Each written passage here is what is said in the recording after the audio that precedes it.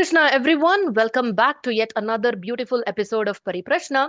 So, before we actually dive into the chapter discussion, I need to ask you for a favor.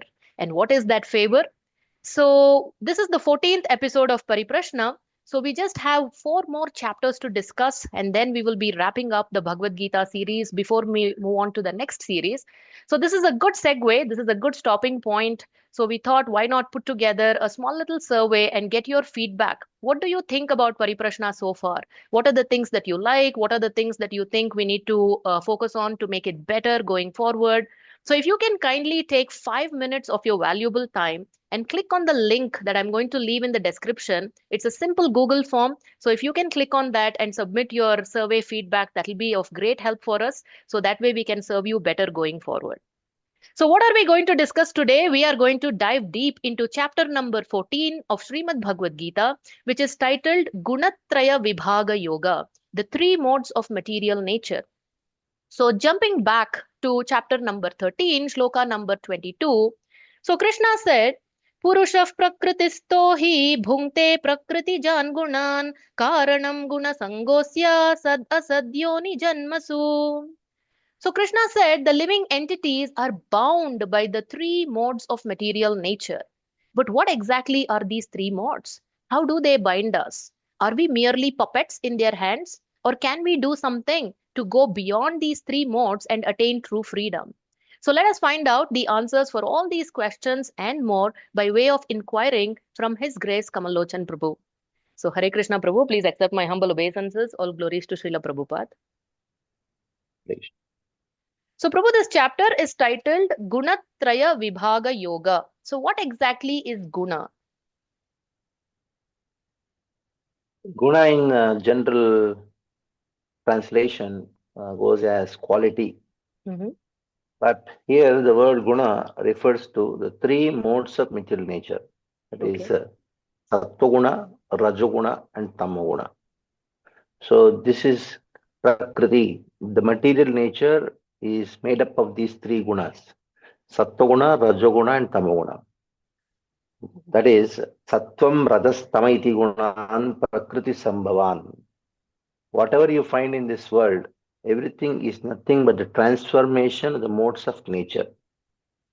Not only the transformation of the modes of nature, but also the interaction we have in this world is influenced by the modes of nature. So this is the whole subject matter of material nature. Mhm. Material world means three gunas: sattva, rajas, tama. Okay. So, Prabhu, it's very unusual that Krishna voluntarily shares some knowledge without Arjuna asking for it.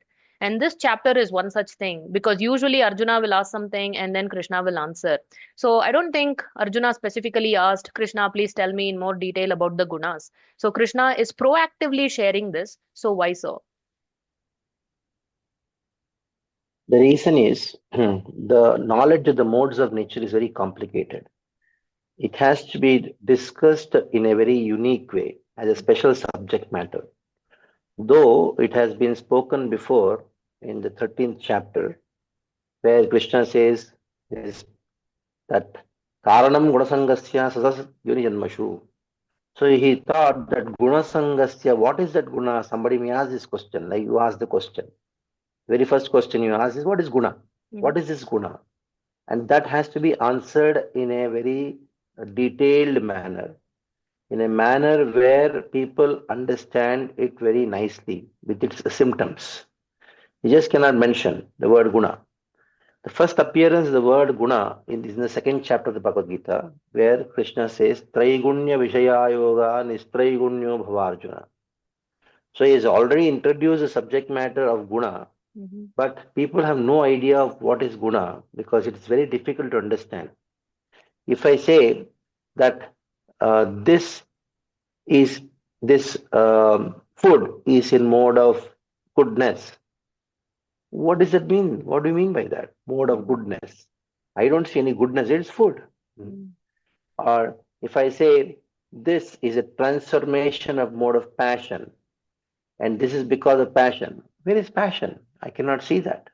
Uh, So it requires a very detailed analysis. The subject matter requires detailed analysis because It is a Vedic psychology. It is Vedic psychology. And we live with the psychology and we deal with people's psychology. And the psychology is influenced by the modes of nature. So, by studying this chapter, we understand why a person is acting in a particular way, Mhm. why I am thinking in this way, why I am feeling in this way, Mhm. why other person is doing like this. It is all because of the influence of the modes of nature. So when you know what these modes are, what their symptoms are, and how these modes interact with each other, Mhm. how these modes change at different periods of time, and how a person associating with the modes they change their nature. All these things have to be described in a separate chapter. That Mhm. is why Krishna, in the very first verse, he says, Bhuyaha pravakshyami, param bhuyaha pravakshyami. Mhm. The word param is very interesting. The word param, it has two meanings. One meaning is that I am going to describe the same thing which I have described before Mhm. in a different way, in an elaborate way. Number two, the meaning of the word param also refers to the knowledge which has been spoken just now. What I spoke to you just now, that is param. But now, especially, the subject matter of modes have to be discussed in a separate way. That is, Krishna spoke about matter, that is Prakriti, Purusha, and consciousness. That is the previous chapter. That is Kshetra, Kshetragni, Vibhaga Yoga. Mhm. So the Kshetragna has been described very elaborately in the 13th chapter. That is a living entity as well as a super soul. Both are referred as Kshetragna. But Mhm. what about material nature? And that is the what we deal with. That is what we see. That Mhm. has to be described in a more elaborate way. That is why using the word para, Mhm. parambuyaha, pravakshyami, inspired by the questions which Arjuna may ask. Mhm. Krishna is speaking directly. Okay. Okay. So not only Krishna says param bhuyaha pravakshyami, in the very next line Krishna says jnananam jnanam uttamam. This is the best knowledge that I'm going to give. So what qualifies this knowledge as the best knowledge, Prabhu? Now, there is a on this particular sentence, connecting it that Gyanaram Jnanamuttamam. Mhm. What has been spoken in the ninth chapter, what has been spoken in the 12th chapter, which is pertaining to pure devotional service. Oh, can this 14th chapter be more Uttama? More than that? Is there anything more than bhakti? Somebody may ask this question. Mhm. No, that is not the point. He says, Jnananam Jnanamuttamam. It refers to what I have described about the modes of nature. That was not Uttama, in the sense that it is not so elaborate. What Mhm. I am going to describe to you now about the modes of nature is more better. Mhm. It is Uttama. So he is talking about the subject matter which was spoken before, Bhuyaha, which was spoken before. Mhm. Bhuyaha, I am speaking the same subject matter in a better way, in a more Mhm. elaborate way. That is why Jnanam Jnanamuttamam. That is what Krishna says here. That is what has been spoken about the modes of nature previously. Mhm. The same thing I am going to describe to you in a more elaborate way. Got it. Okay. Okay. So, Prabhu, I want to draw your attention and the attention of the audience to a specific line that Prabhupada is writing in the purport. If one understands this chapter through the process of philosophical speculation, he will come to an understanding of devotional service. So, specifically, this term that Prabhupada is using, philosophical speculation. Now, generally, speculation is a word that is not very much, it has a negative connotation to it. So, but here, Prabhupada is saying not all speculation is bad. Philosophical speculation is not only good, but it is encouraged. We must engage in philosophical speculation. So, what is the difference between philosophical speculation and mental speculation? So, Srila Prabhupada is commenting on this particular word in this verse, in the first verse, where he says Munayaha. And what is the meaning of Muni? Muni means one who is constantly contemplating. Mhm. That is why it's called Muni. Muni means one who contemplates. Now, contemplation is the process of realization. Contemplation, without contemplation, there cannot be any realization.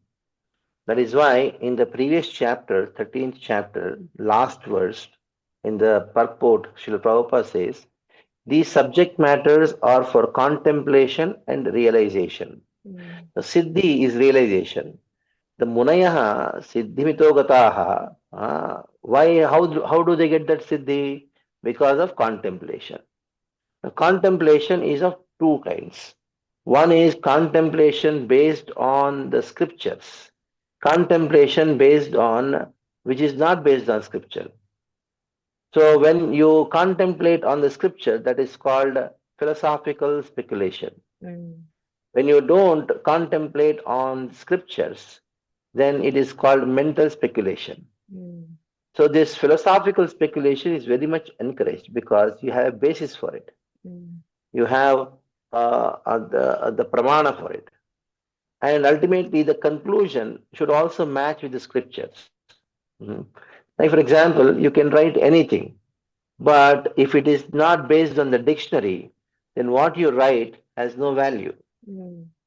Though it may sound very nice, it may be very good for the audience. Mm. But if the words what you have written, if the sentences what you have written, it is not based on the textbook of grammar, it is not based on the dictionary, the vocabulary is not been based on this dictionary, then the song or the poetry what you write has no value, it has no meaning. Mm. It may sound good. Like sometimes you have some songs, which these days they are given awards. The songs have some words which is not having any basis in the dictionary, Mm. but they were rhyming nicely, and they may have a good tune also, but it has no value, it doesn't convey any meaning. Hmm? So I many years back there was a song, I don't know, it was produced from somebody from Andhra Pradesh, Mhm. and it was circulating everywhere, and I was wondering what does he want to convey? Mm. It is only some noise which has no, it doesn't convey any meaning. People liked it. They got awards for it. Mm. Uh, in the same way, there are some people who speculate, mental speculation, Mhm. and these mental speculations they may be sounding very good for people, but it doesn't have any substance. It doesn't convey any meaning. Mhm. So, as much as uh, a poetry which has no basis on the dictionary and grammar has no value, in the Mhm. same way, your speculation, your contemplation, which doesn't have scripture as the basis, has no value. Mm. Okay. Okay. So, Prabhu, this, That is a distinction yeah. between the philosophical speculation and mental speculation. When your speculation is based on scripture and the conclusion of the speculation is based on scripture, that is called philosophical speculation. Mm. When your speculation is not based on scripture and the conclusion of your speculation is not based on scripture, Mm. it is not concurring with the scriptures, Mm. then that is called mental speculation, and that is called madness. When somebody is mad, in our language we say mental ho gaya, he's become mad, Mm. mental. Fantastic, Prabhu.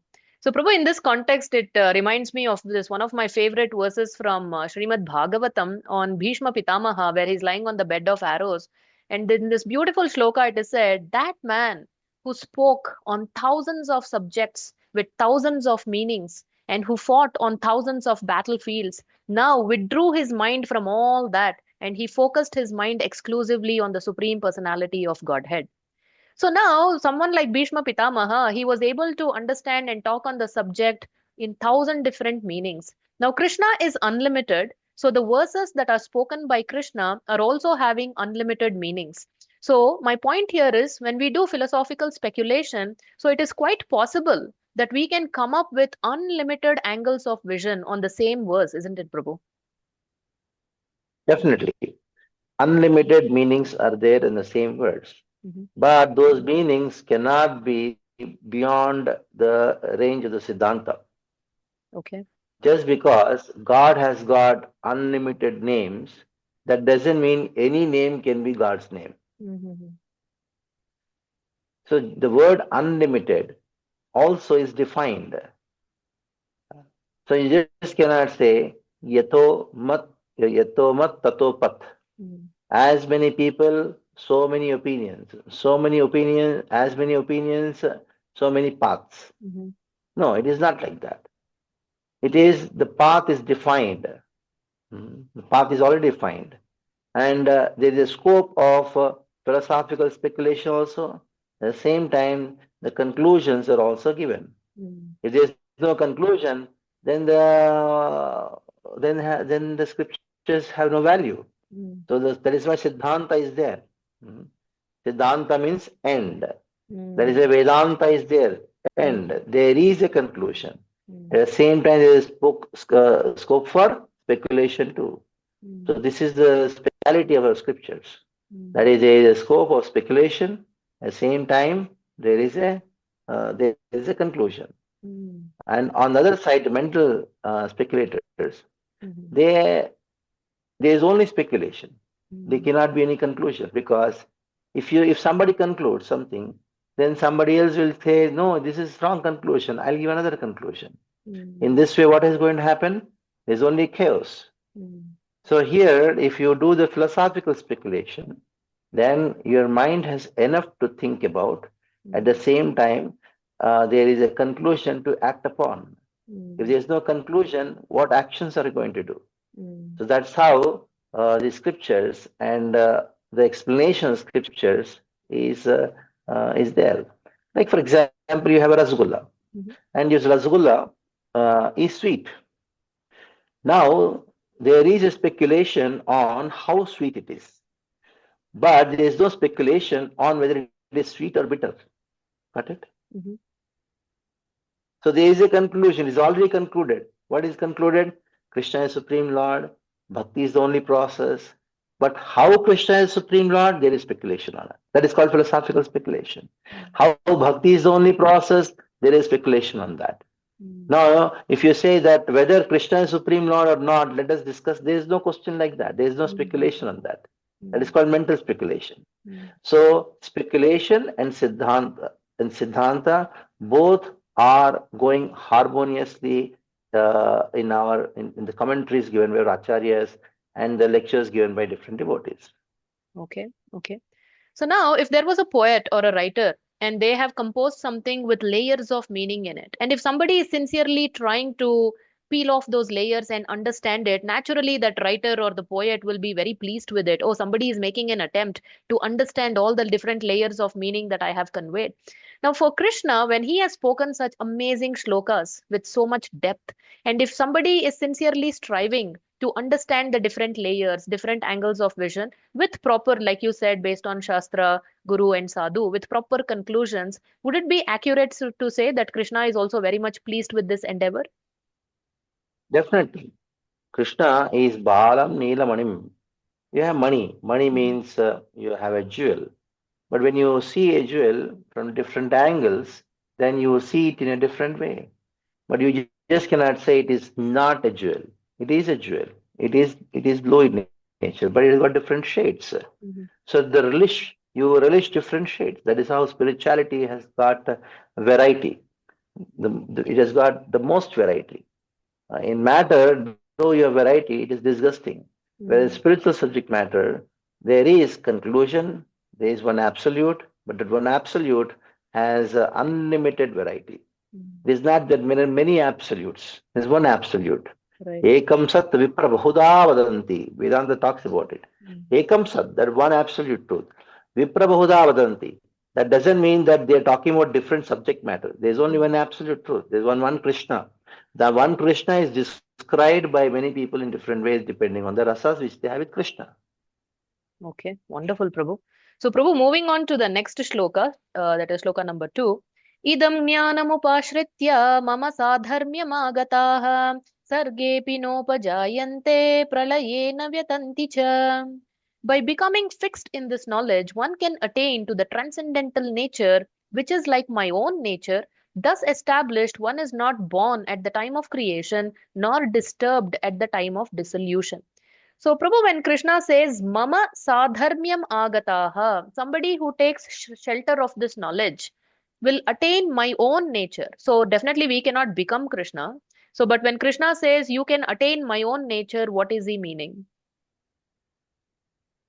Gita is talking about attaining the same nature of Krishna, sadharmyam. Mhm, Sadharmyam refers to four kinds of liberation. That is Salokya, Srashti, Samipya, and Sarupya Mukti. mhm, So these are the four kinds of liberations where the living entity attains the similar qualities of Krishna. So there are certain commonalities between Krishna and the living entity, but that doesn't mean the living entity becomes Krishna. Like for example, Krishna doesn't have birth, death, old age, and disease. And Krishna doesn't have any thirst and lamentation. mm, And this quality is attained by the living entity.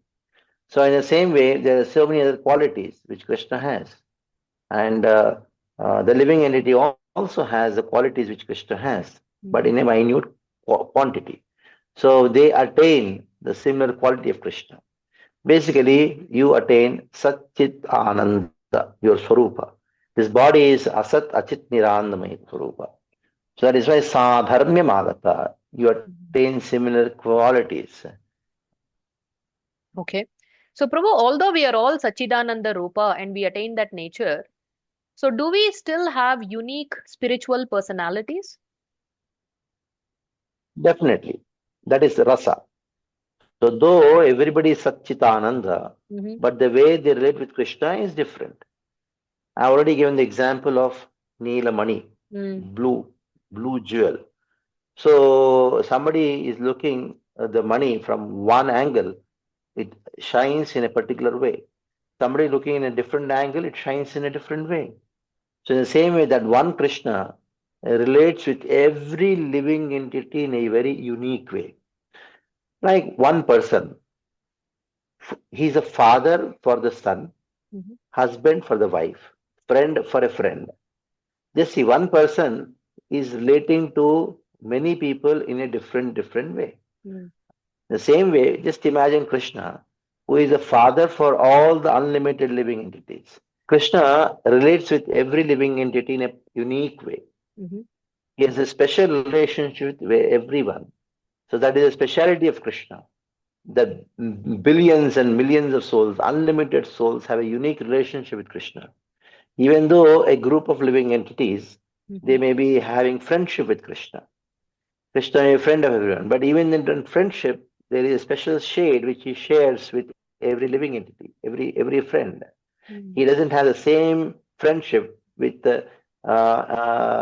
two people in the same mm, way. mm. That is a speciality of Krishna. That Okay. is why the way the talks says Krishna is Raso Vai Saha, is full of rasa. Is Akila Rasamrita Murti. What to speak of that? When a mother also has, for example, four children, all are her children only, Mm-hmm. but she has a very unique relation with each child. Mm-hmm. The same way, Krishna also. Fantastic. So, Prabhu, moving forward, Krishna is talking about how the living entities come in touch with matter and how Krishna enables this whole process. मम योनिर्महद्ब्रह्म तस्मिन् गर्भं दधाम्यहं सम्भवः सर्वभूतानां ततो भवति Bharat. The total material substance called Brahman is the source of birth, and it is that Brahman that I impregnate, making possible the births of all living beings, O son of Bharata. So, what is this Mahad Brahma and how Krishna impregnates this material nature, Prabhu? Now, the subject matter which Krishna is talking about is the combination of the living entity and the material nature. Hmm? Because in the 13th chapter, Krishna told, Yavat Sanjayate Kinchit, whatever you see in this world, it is nothing but Purusha Prakritam Samyogat. It is only the combination of Purusha and Prakriti, or Kshetra and Kshetrajna, their combination. That is what Krishna told. So now, when did that combination start? It started by Krishna only. Mama yonir mahad brahma tasmin garbham dadamyaham. The word Mahat Brahma refers to material nature, and that Mahat Brahma is Krishna's yoni. It is material nature. It is the personification of material nature is Durga, Mhm. Durga Devi. And now it is Krishna who impregnates Durga Devi, by which the entire material world is created. And how does he impregnate? Through his eyes. Mm. Saikshata. So, from the eyes of Krishna, the living entities which were there in the stomach of Mahavishnu or Garbhodaksha Vishnu, they all come and enter the material nature. That Mm. is why Mama Yonit Mahad Brahma Tasmin Garbham Dadamiham. So, this is how Krishna he creates this world. The process of creation has been described. It Mhm. is not the process of creation, the living entities. Living entities are eternal. They Mm. are there from the previous creation. But when the creation starts, all the living entities they enter the womb of material nature and they carry the karma which was there from the previous creation. Mhm. Sambhavaha sarvabhutanam tato bhavati bharata. In this way, Arjuna, all the living entities take birth. It is not that the living entities were created. Mhm. They were never created. Neither the material nature was created. Both are existing eternally. Mm. Because the world, material nature, and the living entities both are energy of Krishna. Mm. Since Krishna is eternal, living entity is also eternal. Mm. And the material nature is also eternal. But what happens is they manifest and sometimes unmanifest. Mm. The process of manifestation is called creation. Mhm. So the word creation is very, very a dubious term. We Mm. use the word creation, but actually it is not. It is only manifestation. Mm. And we use the word dissolution, that is destruction. It is not destruction. Mm. Rather, the world is unmanifest. Like you Mhm. have a movie. When you go and sit in the theater, it is not that the movie is created. It was there in the form as a reel or a CD or some whatever in a soft Mm. copy kind of thing. And that is projected on the screen. That means it becomes manifest. And when it gets, the movie ends, it is that movie did not end, it is there in the soft format. It is now projected, it is manifested and unmanifested. Mm. So, Prabhu, you just explained that it started with Krishna. Of course, the living entities are eternal, material nature is eternal, and Krishna caused them to come in contact. But in one sense, Krishna is not the one who started this, isn't it, Prabhu? It is the Jiva's desire to enjoy independently of Krishna who actually started this. See, how it started, we don't know. Mm. Because when it started, also we don't know. Mm. Because when you use the word when, Mm. it refers to time. Mhm. Now, when you have time, when you talking about time, that means you're already conditioned. The Mhm. bondage is already there. So we don't have to talk about who started it Okay. because nobody has any idea when it all started because it is time immemorial. Mm. We don't know at what point of time it happened because if at all it has happened, it is it is at the time where there is no influence of time. When it happened, where it happened, if you talk about where, it must be a place which is beyond space. Mhm. What the moment you are bound by time and space. So we only know the scriptures only talk about we were bound and Mm. now how to get out of it. We don't have to dwell on when and where this started, who started it. Mm. But conclusion, we can say that responsibility of being bound is because of me. I am responsible for the bondage. It is not Krishna who is responsible for the bondage because Krishna doesn't want to be bound, want you to be bound. And if he doesn't want you to be bound, and who is responsible for it? If Krishna is the cause of our bondage, or if he is responsible for the bondage, I'll put it in a different way. If he is responsible, why at all he has to take the trouble of trying to get you back? Very fact that Krishna wants you back to him, back to the spiritual world to him, is that he is not the responsible person. Mhm. You may say in one sense cause, because without Krishna nothing can happen. But definitely Krishna is not responsible for it. I'll give you a small example. Mhm. Now somebody is in jail. Now we may say externally the police is the cause of this person to be in the jail. Mhm. But who is responsible? The police is not responsible because he has done a crime. The police has put you in jail. Externally, you find people may say, how horrible this police is. Just see, he is the cause. The police is the cause for this person to be in jail or I being in jail. Mhm. No, though you may externally say that police is the cause of you being in the jail, but he is not the cause. You are the responsible for that. Why, if the police did not put the other person in jail? Mhm. Why? If police is the only purpose of the police is to put everybody in jail, then why only few people? Mhm. So they are only just putting those responsible for bad actions Mhm. to be put in jail. So ultimately, we will not talk about the who is the cause for all these things. You use the word, I am responsible for my misery. Okay. I am responsible for this karma bandhana. Okay. Okay. Okay. So, Prabhu, moving forward in shloka number 5, now Krishna is explicitly introducing about Sattva Rajastama. So, Sattvam Rajastama iti guna prakriti sambhavaha nibhadnanti mahabaho dehe dehinam avyayam. Material nature consists of the three modes goodness, passion, and ignorance. When the living entity comes in contact with nature, he becomes conditioned by these three modes. So, what are the characteristics of these three modes, Prabhu? Sattva, Rajas, and Tama.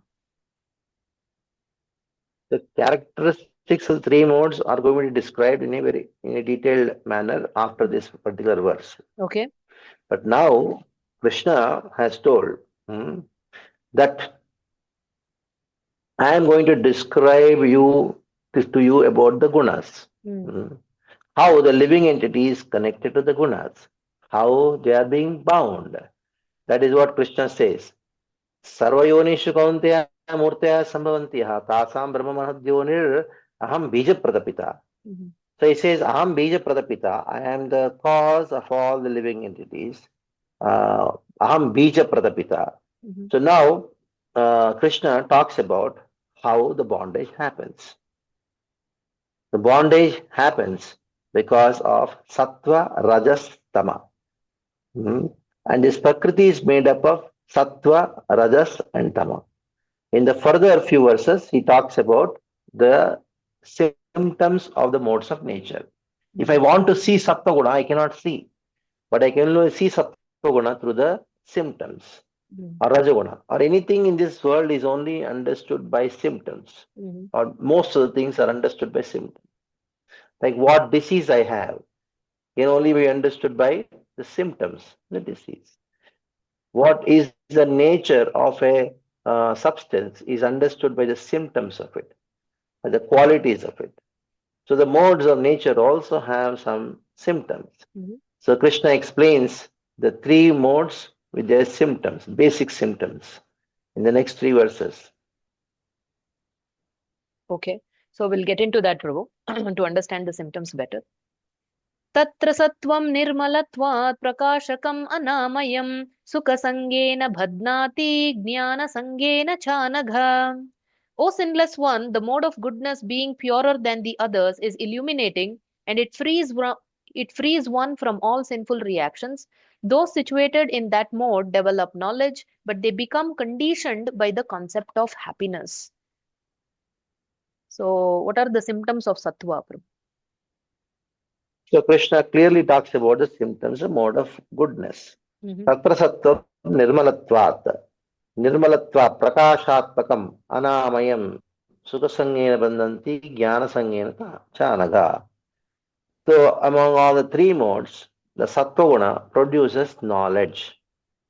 And what is this knowledge? Is a knowledge of sat asat bhedam, the knowledge of distinction between temporary and eternal, Mm-hmm. favorable, unfavorable. That means the intelligence is very active in the mode of goodness.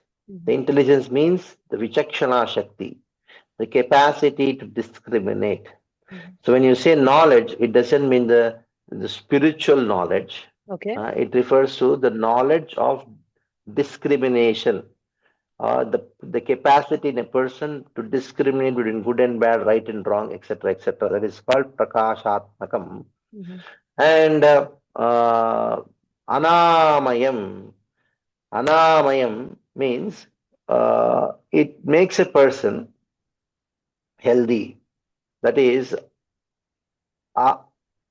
amayam means disease, and anamayam means without disease. Here it refers to, anamayam refers to, there will be less suffering or not much suffering. It is not that people in mode of goodness don't suffer. They have suffering, but it is less suffering. Why? Because they know the reason for the suffering. Mm. Knowledge. What is the reason for suffering? This material world itself is the reason for suffering. Mm-hmm. In mode of passion, a person suffers because he doesn't know the reason for suffering. He attributes the reason suffering for somebody else. It is because of you I'm suffering. It is because him I'm suffering. That is passion. Mm-hmm. When somebody understands it is not because of him or her I'm suffering, it is because of the very nature of the world, then he comes in terms with it, and then his suffering will be less. Mm-hmm. The moment as long as you don't know the cause of suffering, or you attribute to somebody else as a cause of suffering, you'll be going on suffering. The suffering will more. For Mm-hmm. example, you have a disease, Mm-hmm. and you know that what is the root cause of the disease, then you come in terms with it, and you try to take the medicine. Whatever the thing is, you try to reduce the suffering, and you are comfortable with it. Okay, I'm suffering, and I know why I'm suffering. But when you don't know the cause of suffering, Mm-hmm. when you attribute the cause of suffering to something else, then that is called passion. Okay. Uh, so in this way, anamayam, sukha sangena bandhanti, jnana sangena cha anaga. Mm-hmm. So what is going to happen for a person in Sattva Guna? He lives a very simple life. Mm-hmm. Because of his simple life and less attachment, or there are less objects of attachment for him, there is a sukha sangena bandhanti. There is a sense of some sukha. Mm-hmm. So this is uh, the symptom of a person in mode of goodness, that his formula of life, of conducting his life, is simple living, high thinking. Okay. Prabhu, what is the literal meaning of sattva? Because sattva can also mean truth, isn't it? Sattva means satya means truth. Mm-hmm. Satya means truth. Mm-hmm. Sattva means, in one sense, substance. Okay. The word sattva refers to substance or existence. Mm-hmm. Hmm. Sat, that translates into this world as sattva. Okay. Hmm. Sattva means actually substance, which maintains. Mm-hmm. So by sattva guna, you maintain things. Mm-hmm. So if you give an object to a person in sattva guna, he maintains it nicely. Mm-hmm. If you give an object to a person in rajaguna, he misuses that. When you give an object to a person in tamaguna, he destroys that. Ah. Like you see, you have three children. Mm-hmm. You give a doll to a child in mode of goodness, he nicely keeps and put preserves it. And if you give a toy to a person, a child in mode of passion, he takes this into this thing, tries to mutilate and try to misuse it. Like there's something which is supposed to take a small toy, a bus toy, which you have to put hand and then try to take it ahead. And then the child will try to take it behind, or in the reverse way, and tries to mess up with that. Mm. And the moment you give to a person out of ignorance, take it and then bang it like anything. Mm. So you can. That's why I told in the beginning of the class itself that it is all psychology. The subject matter which we are discussing now is actually psychology, Mm. Vedic psychology. Once you know the nature of goodness, passion, and ignorance, sattva, rajas, tama, then you know how a person is conducting their life, why the person is reacting like this, why the person is doing like this, because the modes of influence, the modes of nature. Mm. True, I'm going to jump here and there a little bit because later in a few verses, Krishna is again talking about Sattvam. So, since we are talking about Sattva Guna, we'll take some more points related to that. So, in text number 9, the very first line, Krishna is saying, Sattvam Sukhe Sanjayati. The mode of goodness conditions one to happiness. So, isn't knowledge and happiness something we aspire for? So, isn't that a good thing? So, why does Krishna say you're conditioned by happiness and you have to go beyond that? So the happiness which is spoken here is Mhm. less suffering. Like, for example, somebody is getting beaten every day 100 times. Mm. One day he only got 10 times Yep. beating. What does he experience? Relief. Ah, only 10 times. So that is called sattva. Mhm. That is called sattva. And he becomes, the problem with that is he is okay with that. Mm. He is okay with the 10 times, getting beaten 10 times. It's okay. Mhm. I'm better than others. Mhm. So an experience of I'm better than others, Mhm. that is not going to satisfy the soul. Mhm. That is why it is called conditioning. Okay. It is also conditioning because it is actually bigger conditioning because somebody is happy in the jail. Just Mm. imagine. Mm. Somebody is happy in the jail. Mm. Is it good or bad? It is Bad. actually worst Yes. because he's supposed to get out of the jail. Mhm. The very purpose of the jail is to make a person understand that I should get out of the jail. That is why there's misery in the jail. Mm. So if somebody is very happy and satisfied in this world without having the higher goals of getting out of this world, Mhm. and that is more dangerous Mm. than a person who is really suffering and then he wants to get out somehow or other, that is better. Mhm. Okay. So just because Sattva gives a kind of knowledge and happiness, it is more dangerous. Like somebody is having golden shackles. He Mm. says, I'm so happy I got golden shackles. You have got iron shackles. Huh?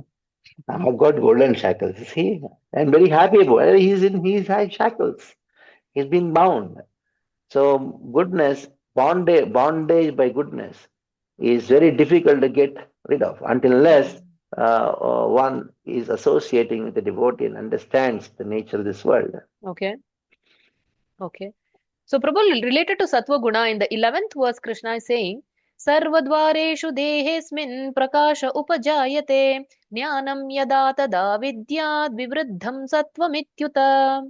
The manifestations of the mode of goodness can be experienced when all the gates of the body are illuminated by knowledge. So, what does it mean that all the gates of our body are illuminated with knowledge?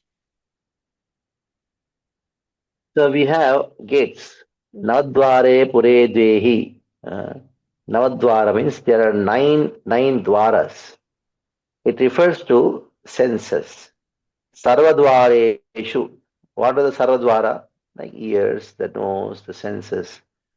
So when sarvadvareshu dehesmin prakasha upajayate, when the senses are illuminated, means when the senses are controlled. When, for example, you have a tongue. Mm. Now, a person in mode of goodness knows what to eat and how much to eat. Mm. So that knowledge illuminates what to hear and what not to hear. Mm. Because sattvam sanjayate jnanam. Then when you have the knowledge of what to eat and what not to eat, how Mm. much to eat, how much not to eat, Mm. what to hear, what not to hear. So that knowledge means the senses are illuminated by knowledge, means you know how to use them, Okay. how to control them. Okay. Wonderful. So we'll go back to Rajoguna, Prabhu. But before that, Let me jump to the sixth verse, what Prabhupada is writing in the purport related to Sattva Guna. The difficulty here is that when a living entity is situated in the mode of goodness, he becomes conditioned to feel that he is advanced in knowledge and is better than others. In this way, he becomes conditioned. So, Prabhu, if somebody is in Sattva Guna and they feel the superiority complex, they feel a sense of pride that I am better than others, I am more knowledgeable, I am experiencing happiness. So, the moment this pride develops, is that a fall from Sattva Guna to Rajoguna? Because pride is Rajoguna, right? It's the passion quality. Definitely. Because the modes of nature, they are not constant. Mm-hmm. There is a constant fight between the modes, as Krishna describes in the 10th verse. Mm-hmm. Rajas tamas chaibuya sattam bhavati bharata rajas sattam tamas chaiva tamas sattam rajasta. So there is a constant struggle between the modes of nature. The moment he becomes proud, I am better than the other person. So because of sattva, what happens that rajas pushes the sattva and takes prominence. Mm-hmm. So this rajas creates so much of disturbance, then they say, or it creates a frustration and they go to sleep. So then tamas takes prominence. Mm-hmm. In this way, there is a constant struggle between the modes of nature. So you just cannot say this person is only in sattva. Mm-hmm. No, all the modes are present in the person.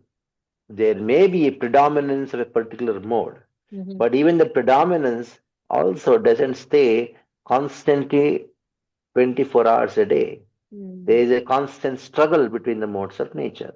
The pushing mode is the mode of passion, and then it pushes goodness and takes position. And then again, the tamas pushes rajas and takes position. In this way, there is constant struggle between the modes of nature. Okay, got it. So moving on to Rajoguna, Prabhu, in the seventh verse. Rajo ragatmakam vidhi trishna sanga samudbhavam tannibadnati kaunteya karma sangena dehinam. The mode of passion is born of unlimited desires and longings, O son of Kunti, and because of this, one is bound to material fruitive activities. So can you please elaborate more on this Rajoguna, Prabhu? Rajo ragatmakam vidhi. Raga means attachment. Mm-hmm. There may be many kinds of attachments in this world, or attachments to different objects in this world. Generally, any attachment is referred to raga, is actually a product of passion. Okay. But specifically, the attachment between a man and woman, which is the most strongest attachment, that is known as raga in specific here. That is why rajas means attachment. Rajo ragatmakam vidhi. It is as good as raga. Instead of saying rajas, just tell raga, that means it refers to raja. The moment you say attachment, it refers to passion. It doesn't have to, you don't have to say passion, you just have to say attachment, that shows attachment to a man, attachment to a woman, that itself is passion. That is why Rajo Ragatmakam Vidhi. Know that Rajas is as good as Raga. Then Trishna Sanga Samudhavan. So what is the effect of it? The effect of it is Trishna Sanga. So here the problem is that this person in mode of passion thinks that he's happy. In mode of goodness, there is an understanding that I am miserable in this world. Because the first knowledge which you have to gain in this world is to know this world is not a fit place for me to stay. It is full of miseries. So a person is mode of passion. He thinks misery to be happiness, and he is attached to suffering. He is attached to suffering, and he thinks that how can I live without suffering? Like once I had a program, youth program. I was asking each one, what you want to be, what you want to become. So one boy told me that I want to be get maximum marks, get distinction in my engineering. And after that, I want I want to be I want to do MTech. Then I want to get into a job. And I told then I'll have my house. Then I'll get married. Then I'll have children. Mm. Then he told after earning a good amount of money, I'll have my own business. Then I'll expand my business and take it at a great level. Then he told, I have made up my mind. By the age I am 45, I am going to give up everything. Mm. And then by the time I would have built a farmhouse, and I, the age of 45, I want to live in the farmhouse next to a river and live a very peaceful life. Then I asked him, if I give that same peaceful life today,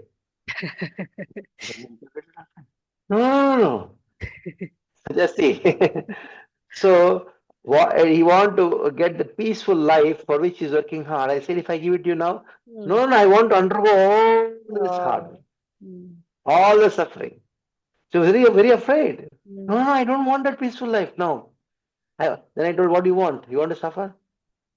Then he laughed. Yes, I want to suffer now. Mm. Actually, people want to suffer. Mm. That's called passion. Mm. Okay. If you give them an alternative of what they want, whatever they want, we give them now. They don't want it actually. Then Mm. I told you don't want to be peaceful. You don't want to be happy. That is your problem. Mm. Huh? One devotee came to me. Mm. Hmm. And then told Prabhuji, I'm fed up with this job and suffering like anything. I'm not going to even chant my 16 rounds. I want to preach. I was talking. Half an hour went on. Mm. I told, you really want to do that? Yes, Prabhu, I just want, I'm frustrated with the entire thing.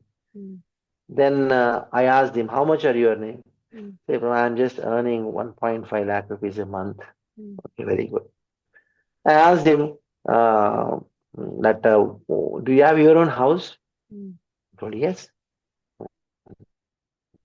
Where is it? In Mumbai, there's one very famous suburb called Borivali, very Mm. expensive.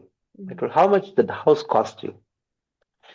He told me the house would cost me, if I sell now, I'll get around, say, 2.5 to 3 crore rupees. Okay. I told, very good. Then I asked him, suppose if you sell now, the rates are less, but at least I can get 2.5 crore rupees. Mm. I told you sell the house Mm. and then you go to your village. Mm. He told Roji, we have our own land there. Oh. No. Even if you build a house for 50 lakh rupees in Mm. that land, you can build a better house than what you're staying because you're just staying in one 2 BHK. There you can have 5 BHK also in your village. Mm. That will cost 50 lakh rupees. Other 2 crores you put in the bank or you invest in mutual funds. How much you get? Better. Just sitting. You'll get about 1.5 lakh rupees minimum. Huh? So why didn't you do that? Mm. And you are whole day to chant 64 rounds. You can preach, you can do so many things. How can I do that? How can I do that? I told you are getting the same money, better house to stay, better food to eat, and whole day you can chant. No, I cannot do that. Mm. That means you want to suffer. That's called Krishna. Rajo Ragatmak with the Trishna Sangha Samudhavan. They say something, I want to be happy, I want to be peaceful, but Mm. still they don't want. That Mm. means they want to suffer. That is called Krishna. Mm. They think misery is happiness. Mm. So, Prabhu, you made a statement in Rajoguna, he's thinking he is happy, but he's not actually happy, isn't it? Because here Krishna said they're bound to the material fruitive actions. The moment they're interested in fruitive activities, that means they're focused on the fruit which is in the future. Now, that fruit may come, fruit may not come. Even if it comes, maybe it is not as you expected. Even if you got it and it is as per your expectations, it is not permanent. You may lose it at any point. So, there will be lamentation. And plus, these people, Krishna said, unlimited desires. Even if you get the fruit and even if it is the way you want, you have the mind fixed on the next fruit. So there is not actually real happiness. He's only thinking he's happy, but he's not happy. Good. Okay. Okay. So, Prabhu, we'll focus a little bit more on this uh, Rajoguna. So in 10th verse, Krishna is saying, Rajas tamas chabhibhuya. So I'll repeat this again. Rajas tamas chabhibhuya sattvam bhavati bharata. Rajas sattvam tamaschaiva tama sattvam rajastata. Oh, I think this you anyway already explained that all the three modes are competing for supremacy. So we'll go to the 12th verse. Lobha pravrittirarambah karmanamashamaspruha rajasyetani jayante vivruddhe bharatarshabha. O chief of the Bharatas, when there is an increase in the mode of passion, the symptoms of great attachment, uncontrollable desire, hankering, and intense endeavor develop. So, in addition to what you already explained, do you want to add anything else, Prabhu, here? No, same thing. Okay. Rajasyetani jayante vivruddhe bharatarshava. Lobha pravrittihi arambaha karmanam spraha. Karmanam spraha means there is a constant urge. I want something else. The Mm-hmm. moment you get something, what you wanted, immediately you want something else. Mm. That's why people in mode of passion, they are always working hard to get something which they don't have. Mm. And once they get what they wanted, still they're not satisfied with it. They want Mm. to go work hard. So, Prabhu, sometimes devotees are also like this, no? We are thinking we want to preach more, like right now, book marathon is going on. We want to distribute more books, more, bigger, better, bigger, better. But how is it different when a devotee does bigger and better? Yes, we engage our passion in Krishna's service. That is called bhakti. That is why Krishna says in the Bhagavad Gita, there's a beautiful verse which is spoken by Kulashekara Alvar rather, Mhm. says, Kayena vacha manasendriyerva vruddhyatmana prakrite svabhava. Prakrite svabhava. According to Prakriti, we act, Mhm. we do things. Then by these things we get purified. Mhm. When we engage our goodness in Krishna's service, when we engage our passion in Krishna's service, when we engage in tamas in Krishna's service, they become purified. Mhm. Because we just cannot act without, we just cannot live without acting. Mhm. Because Krishna in the third chapter already has told about this Mhm. thing. Mhm. That is avashak karma, sarva karma, prakriti jai gunaihi. In the third Mhm. chapter, also Krishna has introduced the subject matter of gunas. Mhm. Everybody is forced to act according to the modes of nature. Mhm. So when he does it for Krishna, then he becomes purified. Okay. Okay. So, Prabhupada here in the seventh verse report, he's writing, the whole material world is more or less in the mode of passion. Modern civilization is considered to be advanced in the standards of the mode of passion. Formerly, the advanced condition was considered to be in the mode of goodness. If there is no liberation for those in the mode of goodness, what of those who are entangled in the mode of passion? So, what do you have to say, Prabhu, that the whole world is driven by mode of passion? Definitely, the whole world is more driven mode of passion because people are becoming more and more active. That means they are uh, accumulating things which are not required, doing things which are not required. Many things which we don't require, but still we think it is required. Mhm. That is a problem. That makes you more active. Mhm. I'll give you a small example. My grandfather, a simple farmer, Mhm. morning 6 o'clock used to go to the fields and he's back by 9 o'clock or 9:30. Evening he would go around 3:30, 4 o'clock, 6 o'clock, 6:30 is back. Mhm. Whole day is free. Mm, And he lived for more than 90 years.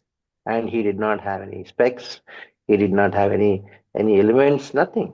He mhm, peacefully left his body.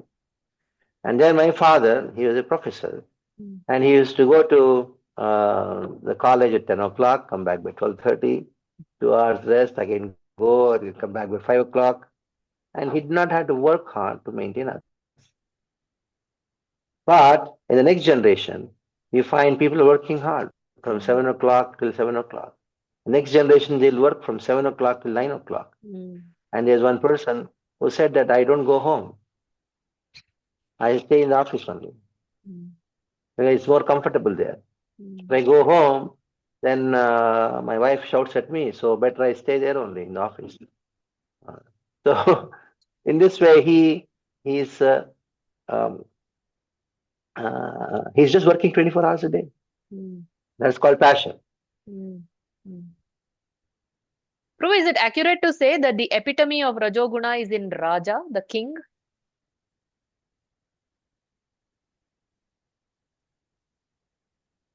In one sense, we connect. Mhm, Rajate means one who controls, one who controls. mhm, So, in the person influenced by the mode of passion, Rajoguna, he feels that I am the controller.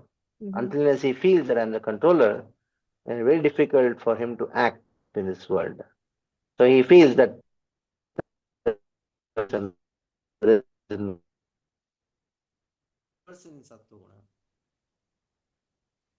person in Sattva, he has an understanding of Adi Daiva. There is a controller beyond me, and let me please that controller. It may be a demigod, it may be some higher authority, by which he gets the results. Okay. And Prabhupada here is writing in the ninth verse purport, sometimes he means the one who is in the mode of passion, tries to open hospitals, give to charity institutions, etc. So, Prabhupada, this shows that the person in the mode of passion is not necessarily desiring only for his upliftment, but he seems like to be interested in doing good for others as well. Yeah, he tries to do good for others, but only those whom he loves. Ragatmakam Viddhi. And that too with an expectation. When he gives to an hospital, until unless they give a name for him, hospital is named after him, or he has a big nameplate kept there, he'll not be satisfied. So he does for himself and those for those whom he considered to his own. Uh, like passion, there is selfishness and more of extended selfishness. Okay. That is called passion. If it is just selfishness, I don't bother about my wife, child, I'm just me only and nobody else. That's called ignorance. That is more in tamas. Aham is found more in animals. Mama is found in humans and those who are in passion. So this word mama is mine, my wife. For example, a person who is attached to his wife would like to do anything for his wife. He would work hard and then extended hours just to satisfy his wife. So you may say that he is doing for others. He's not interested in himself. No, he is interested in himself because when he is seeing his wife because of attachment, he sees himself in her. Okay. That's how passion. So, Prabhu, now moving on to Tamoguna. So, in the eighth verse, Krishna is describing the symptoms of Tamoguna.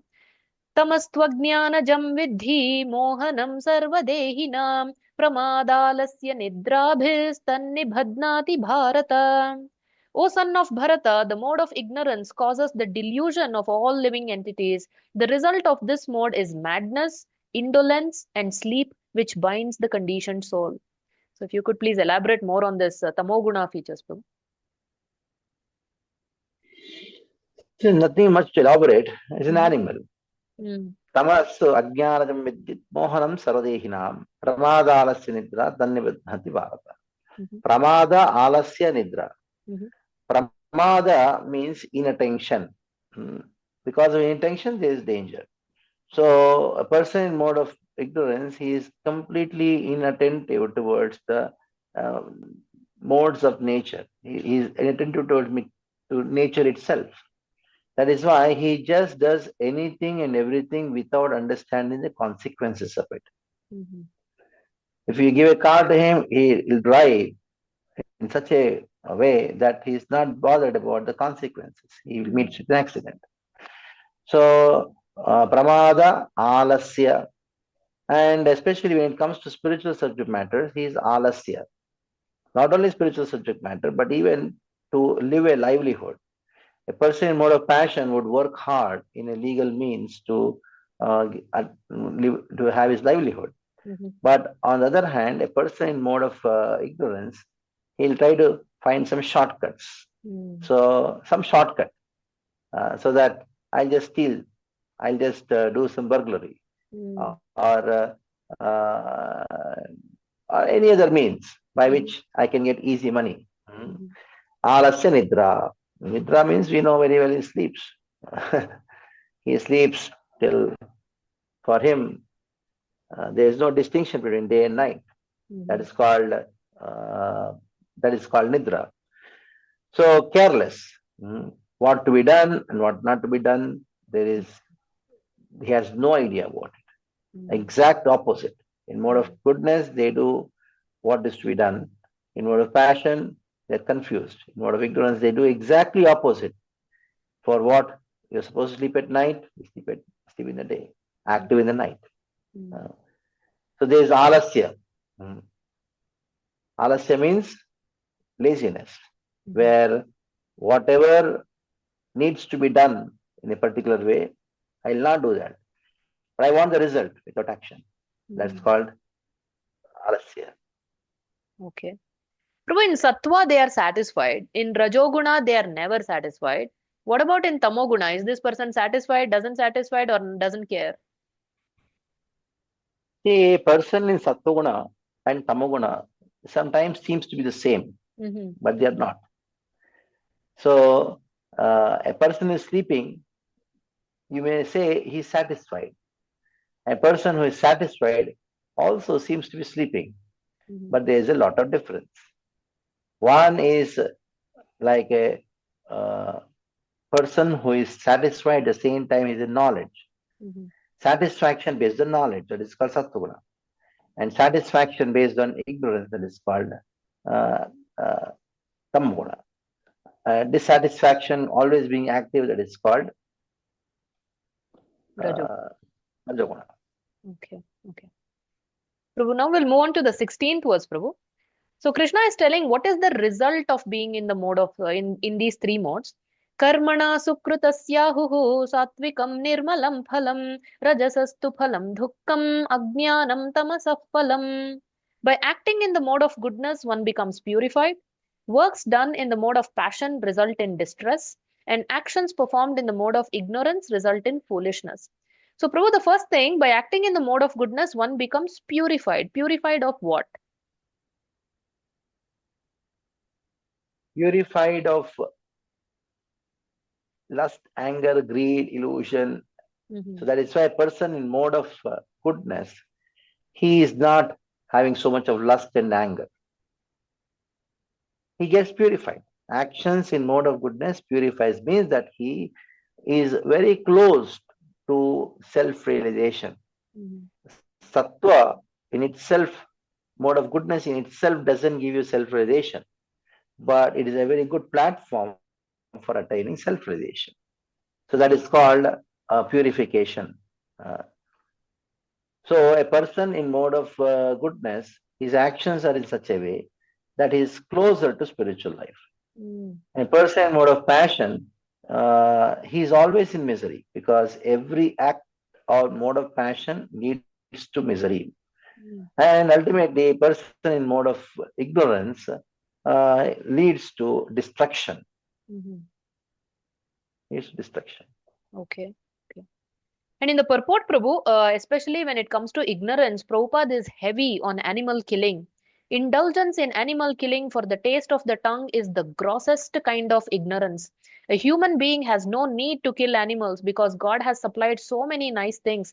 If one indulges in meat eating anyway, it is to be understood that he is acting in ignorance and is making his future very dark. Of all kinds of animal killing, the killing of cows is most vicious because the cow gives us all kinds of pleasure by supplying milk. Cow slaughter is an act of grossest type of ignorance. Want to say something on this, Prabhu? Animal killing, especially cow killing. So, understanding of a person in mode of ignorance is like that. When the Veda says that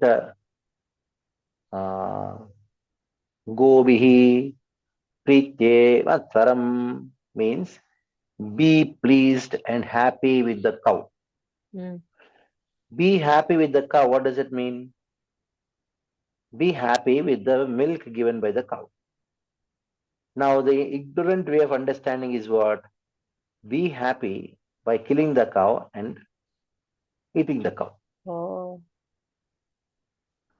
So, even every verse of word, even the scriptures, also have an ignorant understanding of it.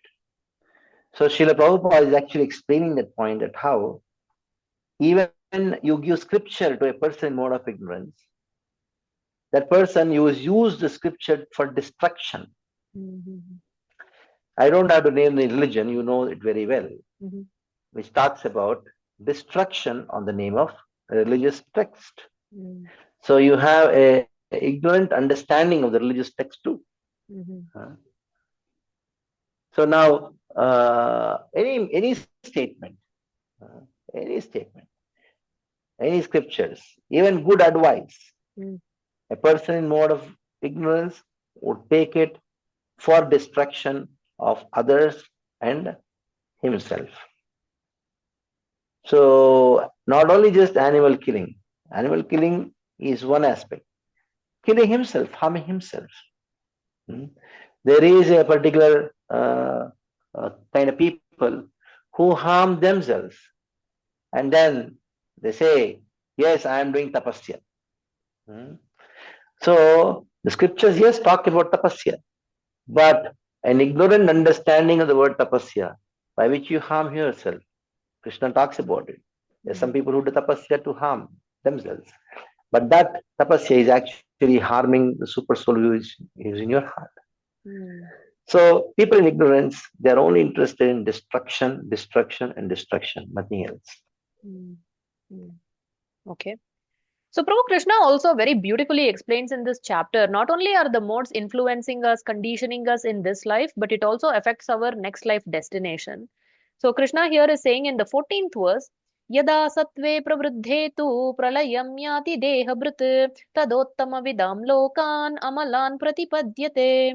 When one dies in the mode of goodness, he attains to the pure higher planets. So what is this, Prabhu? There are so many, like six higher planets. So where will this person end up? Is it the same? Is it different? Definitely, depending on the kind of sattva, the amount of sattva guna he has, the person has, he attains a higher destination. Uh, Definitely, he'll attain Swarga.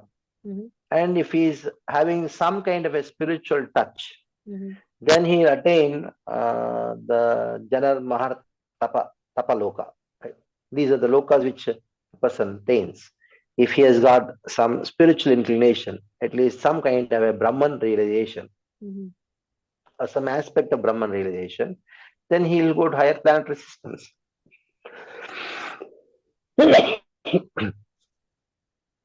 Okay. Yeah, So Prabhu, because Brahmaloka is the topmost planet and Brahma is the topmost being in this universe, can we say that he has the highest level of goodness in this universe? definitely. Those who are in Brahma Loka and Brahma himself, Mm-hmm. they have the highest level of goodness. Okay. Okay. So moving on to the destination of people who leave their body in Rajoguna. Rajasi pralayam gatva karma sangishu jayate tatha praleenastamasi mudha yonishu jayate. When one dies in the mode of passion, he takes birth among those engaged in fruitive activities, and when he dies in the mode of ignorance, he takes birth in the animal kingdom. So, Prabhu, when it said somebody dies in the mode of passion, they take birth among those engaged in fruitive activities, is that a human life on planet Earth?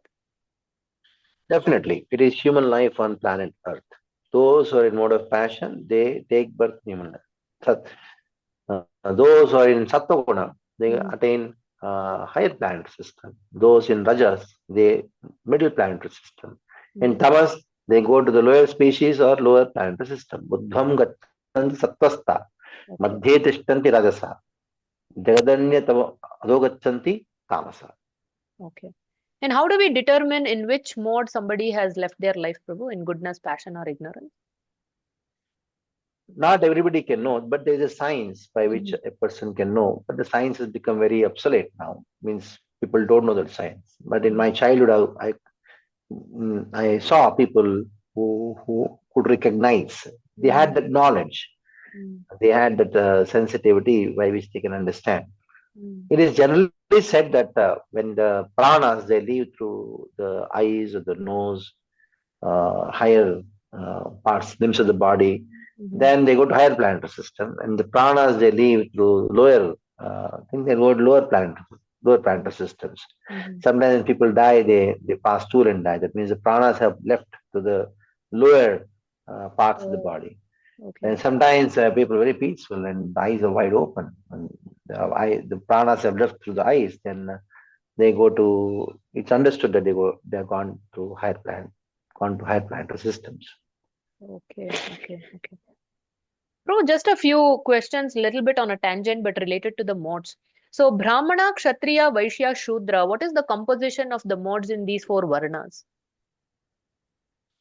Brahmana is a Sattva guna. Mm-hmm. Kshatriya is Sattva is Rajaguna assisted by Sattva guna, Mm-hmm.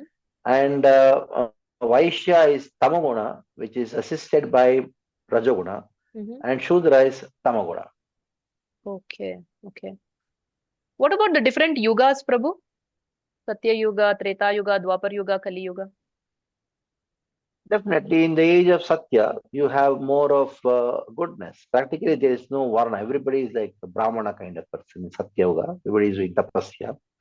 And in Dwapar Yuga, Treta Yuga, there's an aspect of passion added to it. There is Sattva Guna, but actually aspect of passion added to it. Mm-hmm. There in Dwapar Yuga, it is passion predominant and with the goodness subservient to it. And in Kali Yuga, it's only Tamas Mm. everywhere. Mm. Sattva is very rare. Mm. Okay. What about the Chatur Purusharthas, Dharma, Artha, Kama, Moksha? Are there different people in different modes there who are inclined striving for Dharma, Artha, Kama, Moksha? Definitely, a person in mode of goodness would strive for moksha. Mm. A person in mode of passion would strive for artha with dharma as the basis. Mm-hmm. And a person in mode of ignorance would strive for artha without dharma as the basis. Okay, okay. What about places, Prabhu? Usually we say the more west you go, the more it is influenced by Tamoguna. So the general spread of the modes in different places. There's nothing like more west you go or more east you go. Mm-hmm. Uh, Definitely, when you talk about West, you're talking about the place. You're not talking about the place. You talk about the Western civilization, Mm-hmm. uh, the present Western civilization, which is based on cow killing. That is definitely in mode of ignorance. Definitely in mode of ignorance. Wherever cows are killed, it Mm-hmm. is just ignorance, ignorance, ignorance everywhere. Though you may find people are very peaceful there, sometimes they are very rich and they're more comfortable, they are more cordial, they're more punctual, Mm. but still it is total in ignorance, totally in ignorance. Mm.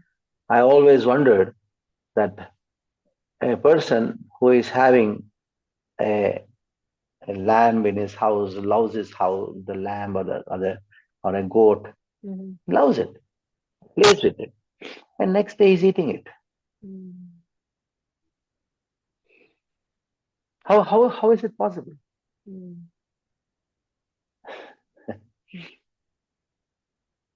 Okay. Different times of the day, Prabhu, influence of the modes. Definitely. Morning is the best, that is called Sattva. Mm-hmm. Day is the Tamaguna, Rajaguna, and night is Tamaguna. Okay. In the Okay. body constitution also, everything is modes. Mm. Yav Sanjayate Krinchit. Whatever is Kshetra Kshetra Sanyogat. It is a mixture of combination of the Kshetra and Kshetrajna. Kshetra means Mm. modes of nature. Mm. Everything can be defined with the modes of nature. Your body, Mm. there's there's Kapha Pitta Vata. That also can be defined according to Sattva Rajas Tama. Mm. It's not this work is in Sattva, this work is in Tamaguna. Somebody may say cleaning, Mm. sweeper, Shudra is supposed to clean, and he's in Tamaguna. The work is not defined according to the Sattva Rajastama. How you do that work is defined according to Sattva Rajastama. Mm. Everything is Sattva Rajastama. Mm. That is what Krishna says in the Bhagavad Gita also. A person who is self Tattvavitta Mahabaho, Gunakara Vibhaga, Guna Guneshwartanti Mattvana Siddhite. Mm. So again, in the fifth chapter, Krishna talks about the modes of nature. Mm. That is why in this chapter, Krishna says, Param Bhuyaha. I am Mm. going to explain this thing, what I have explained to you, Mm. in a more elaborate way. Mm. So where he says, Guna Guneshwartanti iti Mattvana Sajjate. Mm. So when you see a dog is barking at you, the Mm. dog is not barking. It is actually the mode of passion and ignorance influences the dog bark at you. Mm. Actually, when you go to somebody's house, the person in the house, because of more goodness, he'll inquire from you and then reply. And the dog doesn't do that. Why? Because there is influence of mode of ignorance in the dog. Ignorance means you just react and speak what comes to your mind. Anything, any action you take, any food you take, every thought process you say, any architectural building you see, any plant you see, anything, yavat sanjayate kinchit. Whatever you see in this world, it is nothing but modes of nature, interacting with the modes of nature, being influenced with the modes of nature. So three things: modes of nature, your senses or your body. Body is also transformation of modes of nature. Like the pig's body has more ignorance. The human body is more, it has more goodness. So you have a goat's body. That is also transformation of modes. The senses are the transformation of modes. And the sense objects are also transformation of modes. And both are interacting, being influenced the modes of nature. So it is all guna guneshu vartante. It is nothing but the interaction modes, and soul has nothing to do with that. Okay. So Prabhu, now moving on to the 20th verse. Gunan etan atityatrin dehi deha samudbhavan janma mrityu jara dukkhair vimuktomrutam ashnute.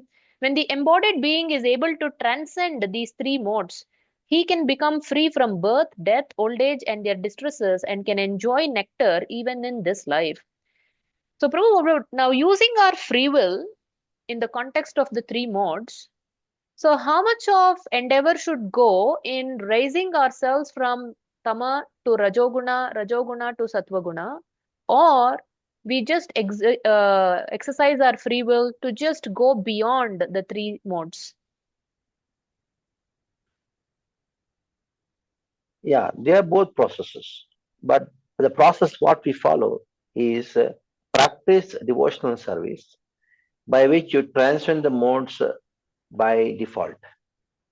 Transcending the modes of nature is by default. There may be a person in mode of goodness and there is a person in mode of passion. Now, the person in mode of goodness is not performing bhakti, but a person in mode of passion is performing bhakti, pure devotional service. So this person is better. He transcends passion. He doesn't have to come to mode of goodness, then only perform bhakti and then transcend. Not required. Like Srila Prabhupada, when he went to the West, practically he found only those people, hippies. They are worse than animals. Hippies are worse than animals. Because animals also have some sensitivity, but they don't have. One of Prabhupada's disciples, who was a hippie himself, he told me this thing. When we are just drunk and were practically dead on the road, people, when they used to drive their cars, they would just drive without, they just pass through us. They stop the car and take the car around us. They would not even bother to wake us up because just lie down drunk. Even a dog would be lying on the road, they would press the horn and the dog would wake up and then give way. And we were in such a condition. And he told one street where it was, we were just lying on the road like that. So this is called mode of ignorance. Okay. And in an earlier chapter, Prabhu, you had already explained this moksha is not something that it is just only after death we physically go somewhere, not physically, we go somewhere, the soul goes somewhere and it is liberation. You said moment to moment to moment, we can be in that state of liberation. So similarly, Krishna here is saying that he can enjoy nectar even in this life. So that means right now I can transcend the modes and experience nectar. So it's moment to moment I can experience this nectar, isn't it, Prabhu? Yes, even in this life, definitely. Janma mrityu jara dukkhe vimuktu amrutamashnute. In this life also he can attain amritatva, and in the next life definitely he will attain amritatva. So that is what Srila Prabhupada proved, that he took those hippies who were in mode of ignorance and then engaged them in bhakti, and they transcend the modes. So they are lying on the streets and in ignorance, and they're not bothered about what's happening in this world. Mhm. And now they became devotees, and they're jumping and dancing on the roads, and they are also not bothered about what's happening in this world. Mm. So if you see a person in mode of ignorance and person is transcend modes, both have the same symptoms in one sense. But one is based on knowledge, other is based on ignorance. Mm. So in both cases, you see the hippie who was there on the road, he is not bothered about what's happening in this world. Mm. And now, on the other hand, the same hippie becomes a devotee. He's jumping and dancing on the road. He's also not bothered about what's happening in this world. Mm. Hmm? So one is transcendent modes, Mhm. even in this life. Mhm. Other one is he's bound in this world in mode of ignorance. Mm.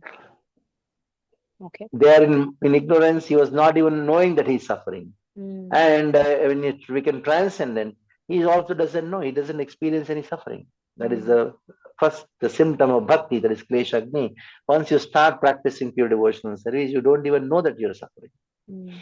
Mm. So, Prabhu, based on this, now Arjuna is asking specifically three questions to Krishna right after this verse. Arjuna uvacha Kerlingai strin gunanetan atito bhavati prabho kim achara katham chaitam strin gunan ativartate. Arjuna inquired, O my dear Lord, by what symptoms is one known who is transcendental to those modes? What is his behavior? And how does he transcend the modes of nature? So this sounds very similar to the Sthita Prajna section. Krishna said Samadav, Achala, Buddhis, and then immediately Arjuna asked for the symptoms of a Sthita Prajna. So now Krishna's answer, Prabhu, I'll just read the shlokas, then you can elaborate.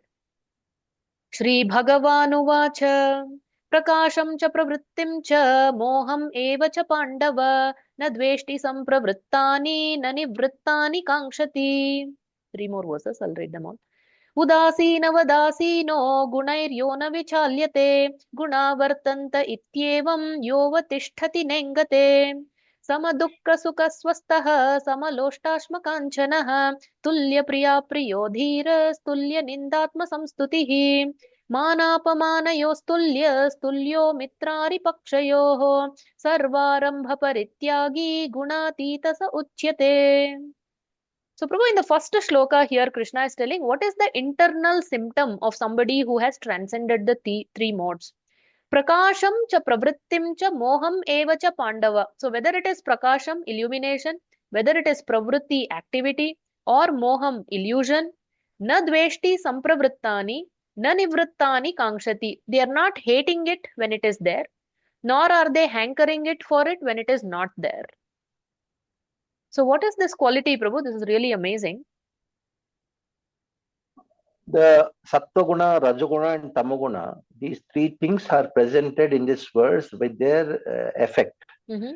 Prakasha is Sattvaguna's quality, and Pravrittaha is Tamoguna, Rajoguna's quality, and Moha is Tamoguna quality. Mm. So instead of the three words, you can say Sattva, Rajas, Tama, Eva. Mm. In spite of they being influencing him, a person in mode of who has transcended the modes, he's not bothered about it. Mm. He doesn't care for these modes of nature. He only cares of serving Krishna, which is Okay. beyond the modes of nature. Mm-hmm. So sometimes he becomes very active because of the influence of mode of passion. Mm-hmm. But what does he do? He engages that in Krishna's service. Mm-hmm. And he's not bothered about it. He's not influenced by the mode of passion. Passion is there, but not influenced. Mm-hmm. So just because somebody is very active in devotional service, you cannot say he's in mode of passion. Mm-hmm. He's using passion. There's a lot of difference between being influenced with the modes and being using the modes. Wow. So Srila Prabhupada was the most active person on the planet. Correct. Yes. Sometimes you become distressed because of some places where he's built a temple and some people are destroying the temple or something has happened. He would feel that, but at the same time not be affected by it. Mm-hmm. So the modes are used by a devotee of Krishna in service of Krishna. Rather, he is not influenced by the modes. Okay. He doesn't hate the effect of Sattva, effect of Rajas, effect of Tama, thinking that, okay, this, I think if I do this thing, I'll be influenced by passion. Let me be peaceful. No. If it is service of Krishna, he'll take thousands of books and distribute the books. He doesn't think, oh, it's all passion, I should be affected by all these things. And if somebody is coming and trying to hurt Krishna's service or Krishna's devotee, then it's not my work, it's not my, I'm supposed to be in goodness. No. I'll give an adequate response. Maybe fighting with him, becoming angry on that person, because it is for Krishna. So neither they are attached nor they are repulsive to it. The modes of nature. Okay. So Prabhu, this rings a bell. In 3rd chapter, 33rd shloka also Krishna said, everybody has their own nature and nigraha kim karishyati. Why repress the nature? Use the nature. So instead of striving to change my nature, what we have to strive is engage my nature in Krishna consciousness. Is that right, Prabhu? Yes. Okay. So Prabhu, next is udasinavad asino. What does it mean to be seated as though neutral to the 3 modes? To the neutral, to the 3 modes of nature means let them come and go. Let the modes act according to their wish. I'll act according to my wish. I will do what I want. Let the modes do whatever they want. Like elephant is walking on the road and dogs are barking. So what does the elephant think? The elephant is really hearing to the barking of the dogs. But the elephant thinks that the dogs bark. I'll go ahead, do my work. Awesome. Very nice. So Prabhu, the next few qualities, we have already discussed this in the Bhaktashtakam section. So I don't think we have to dwell too much on them because you've given elaborate explanations to them.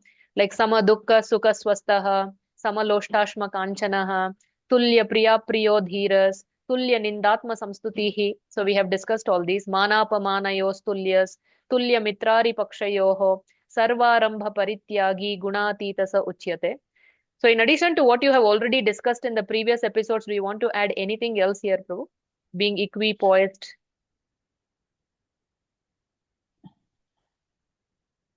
A person in mode of, it was transcended the modes, was transcended the modes. This person, he is equal. But that equality is not based on ignorance. Equality is based on understanding the spiritual nature of a person. Understanding that there's soul in everybody's heart. Understanding the super soul in everybody's heart. These days also, many want to have this equality, especially in America. They want to have equal status for everyone. That doesn't make a donkey and a horse same. A donkey has to be treated the way it has to be treated, and a horse has to be treated the way it has to be treated. So, but now if you treat both the same, it is crazy. Yes, equality cannot be based on ignorance. Equality should be based on knowledge. What knowledge? The knowledge that there is a soul in everybody's heart, a super soul in everybody's heart. So, though these qualities are there, these days people want to attain these qualities, but based on ignorance. So you cannot just say that a person in ignorance having these qualities or trying to have these qualities is the same as the prajna. That point has to be understood by everyone. Okay, wonderful.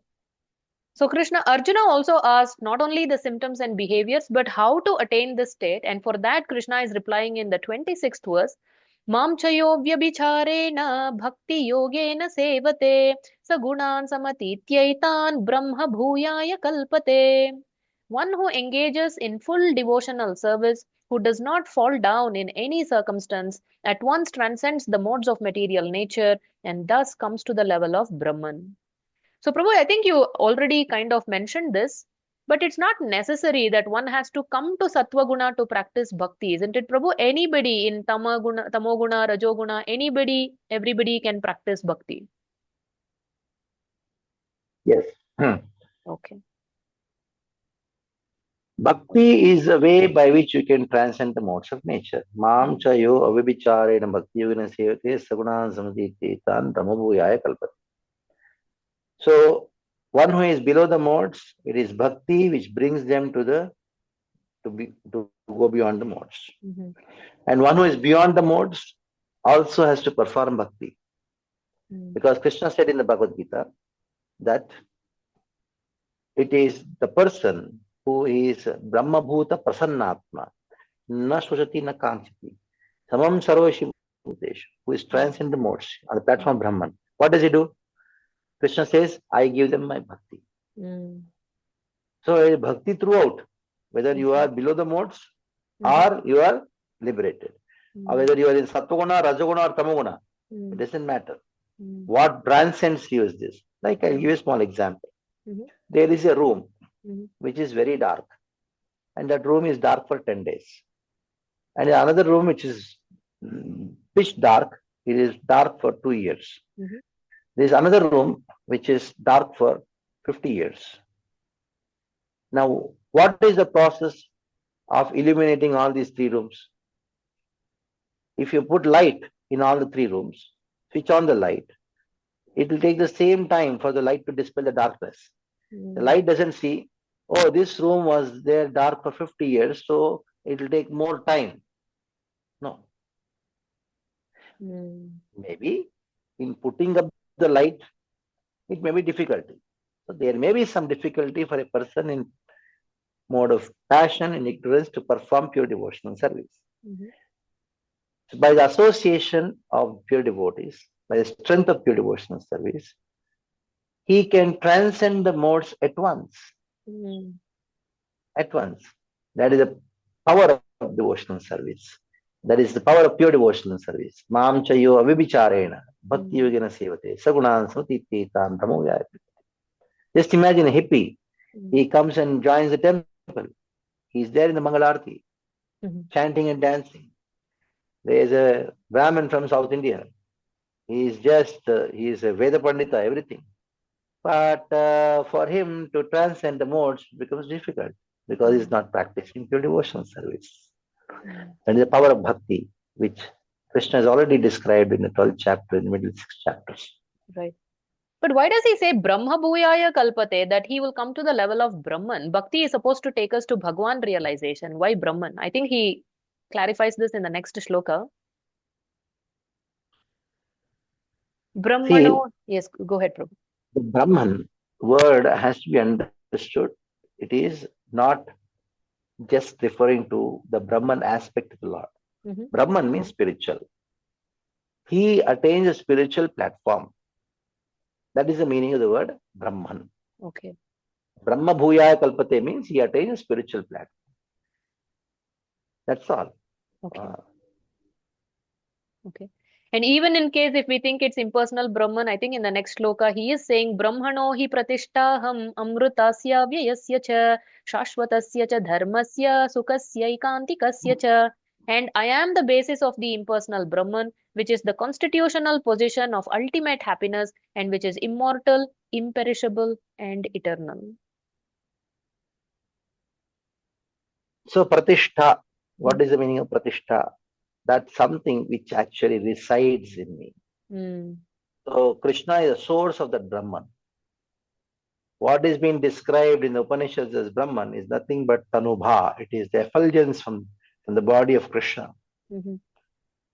So the impersonal aspect of the Supreme Lord Krishna is known as Brahman, energy of Krishna. So this whole world, material nature is also called Brahman. The living entity is also called Brahman.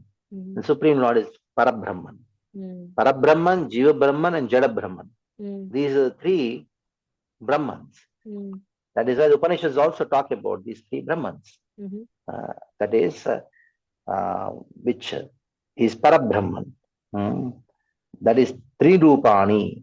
Brahman is of 3 aspects. Bhokta Bhogayatam Pranitaram Chamatva Sarvam Protam Trividam Brahmanetad.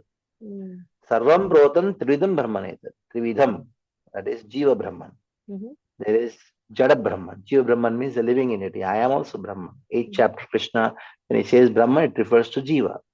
In the 14th chapter, where Krishna refers to Mama Yor in Mahat Brahma, it refers to material nature. When Arjuna addresses Krishna as Param Brahma Parabdha, Krishna is Parabrahma. So why they are called Brahman, the living entity and the material nature? Because it is Krishna's energy. Both are Krishna's energy. That is why they are addressed as Brahman. Okay. So when we say Brahman, it refers to the spiritual platform, which is the original constitutional position of the living entity. By practicing bhakti, you are situated in the original constitution, which is beyond the modes of nature. Hare Krishna. Wonderful, Prabhu.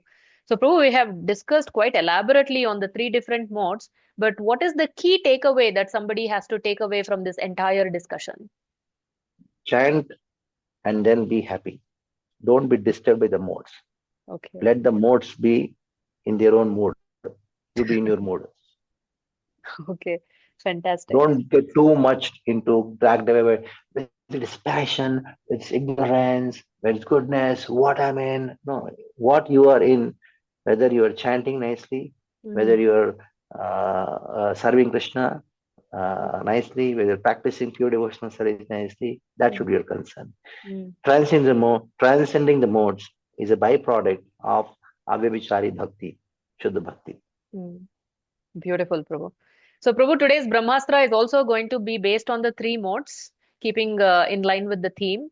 So, let's imagine that these three modes are the three characters for Brahmastra today. So, I'm going to shoot some questions at you, Prabhu, if you're ready to counteract them. So, the first question, if all the three modes, Sattva, Raja, and Tama, opened a restaurant, what would each one of them serve?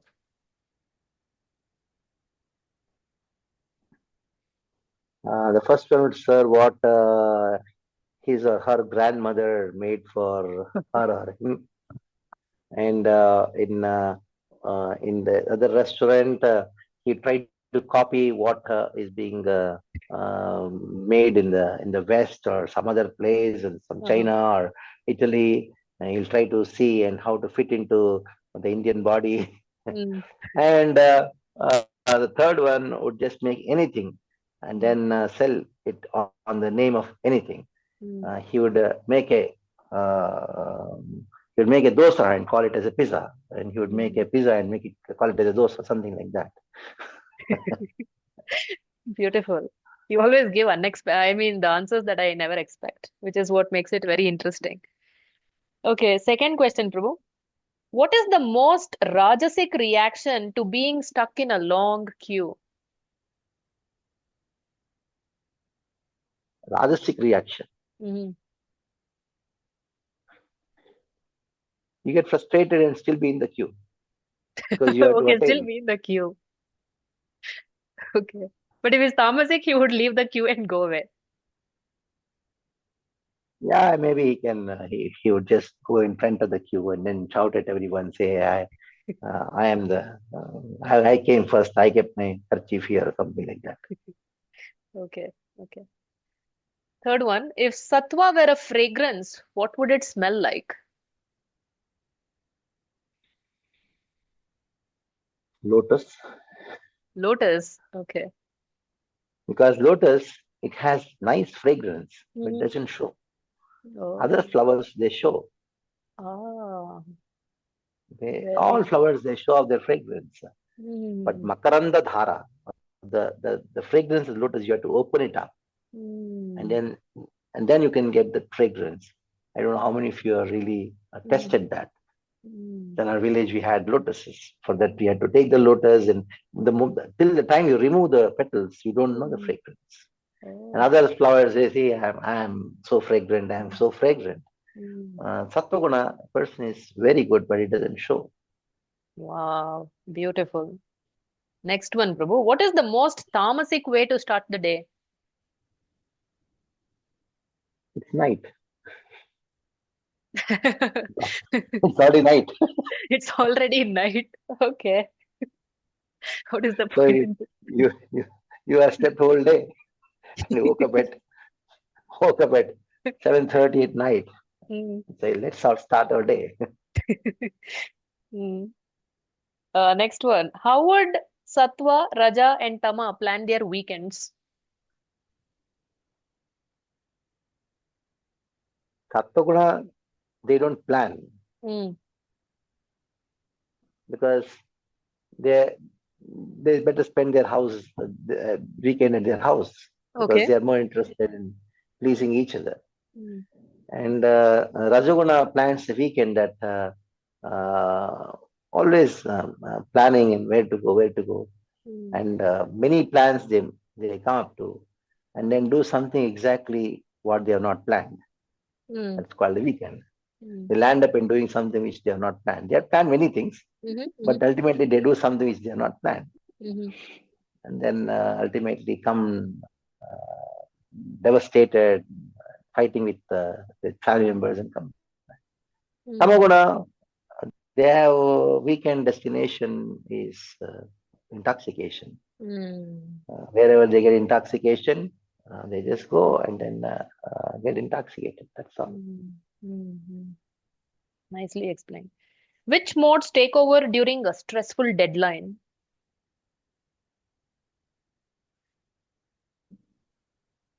What is supposed to be, I'll answer that. You should have a balance of goodness and passion. Mhm, And that balance is impelled by goodness. If you have a stressful deadline, mhm, so if you don't have the balance of the mm, passion and goodness, mm, then you'll never be able to reach the deadline. If mm, you're too much in goodness, you will have another deadline. mm, mm, If you're too much of passion, then you'll stumble over the deadline. mm. So you Love should have that. a balance between passion, and that balance is influenced by goodness. Mm. Very, very wonderful. Okay. Next one. Which weather condition perfectly represents tamas?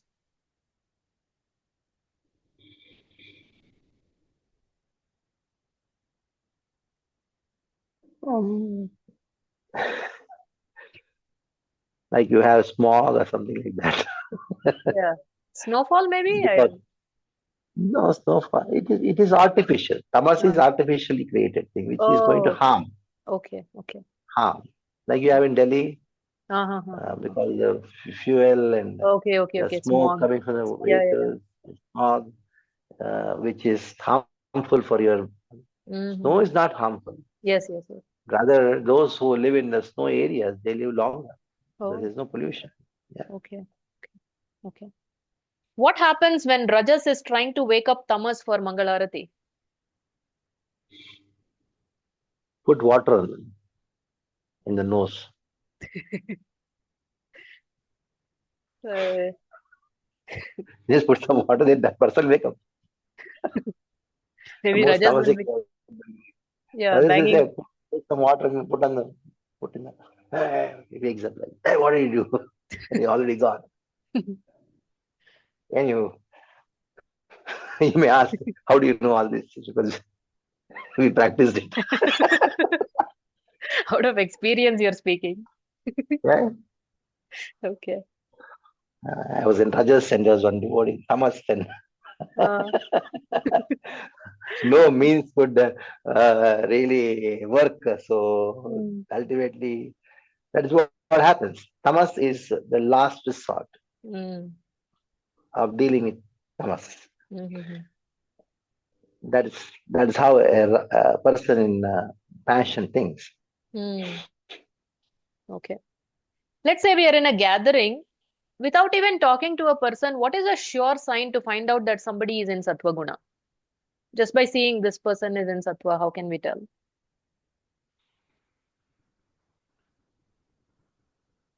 Peaceful. Okay. It's peaceful. Mm, There is no agitation in mhm, spite of there being a cause of agitation. mm, okay. Okay. What is the ultimate Rajasic hobby? Football. Football. Oh. If Tamas hosted a party, what would it look like?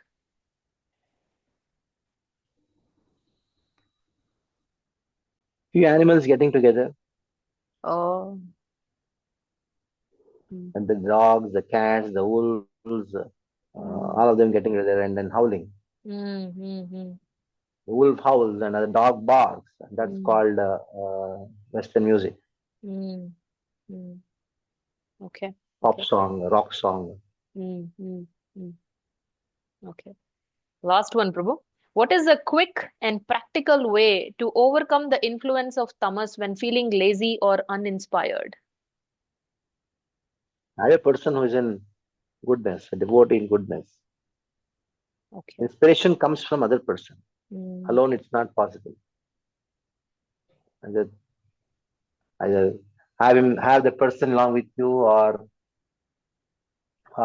hear to what that person says, or tell that person to be in touch with that person, or ask that person to get in touch with you every time. Mm-hmm. Mm-hmm. Association. Mm. Mm. Awesome. Amazing. So thank you very much, Prabhu. Really extremely grateful for all the wisdom and insights that you have shared. It's quite an elaborate discussion, but very worthwhile. Thank you very much, Prabhu. So, Hare Krishna, dear devotees. So, there we go. We have uncovered the subtle yet powerful influences of Sattva, Rajas, and Tama, how it influences our behavior, our desires, our lifestyle, and ultimately even our destiny. So, like Kamala Lochan Prabhu has already instructed us, instead of bothering and worrying too much about where am I and which mode, instead simply let us take up Bhakti Yoga. So that way, immediately we can transcend these three modes and become dearer and closer to the Supreme Lord. So, in the next episode, when we come back, we are going to discuss chapter number 15, Purushottama Yoga. So, how to unite with Krishna, how to connect with Krishna by knowing about Krishna. So, this is what we are going to discuss. I'm sure it's going to be yet another interesting episode. A quick reminder, please do fill out your survey form. I'm going to leave the link in the description. So, kindly take 5 minutes of your time and fill it out. Would really appreciate that. So, we'll catch you in the next episode, chapter number 15. Until then, stay inquisitive and stay Krishna conscious. Hare Krishna.